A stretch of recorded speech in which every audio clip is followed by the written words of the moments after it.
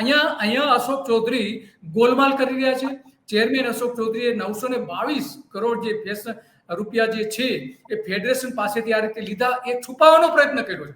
તો આ સૌથી મોટું એને ખેડૂતોને છેતરવાનું કામ કરી રહ્યું છે. કારણ કે જે માલ પડી રહ્યો હતો 1230 કરોડ રૂપિયાનો, એમાં મોટાભાગનો તો દૂધનો પાવડર હતો.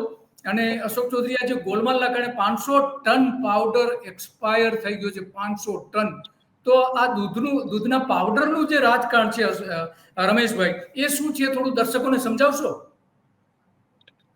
દિલીપભાઈ, આમાં એવું છે, દૂધનો પાવડર ક્યારે બનાવવો પડે? જ્યારે બનાસ ડેરીમાં જે કાચું દૂધ આવ્યું હોય, દૂધ મંડળીઓમાં જે કાચું દૂધ આવ્યું હોય, એમનો જયારે નિકાલ ન થાય અથવા વેચાય નહીં, ત્યારે એ વધેલા દૂધના અંદરથી મલાઈ અલગ કાઢી દેવામાં આવે અને જે બીજું કન્ટેન્ટ વધે એનો ડ્રાય કરીને પાવડર બનાવવામાં આવે.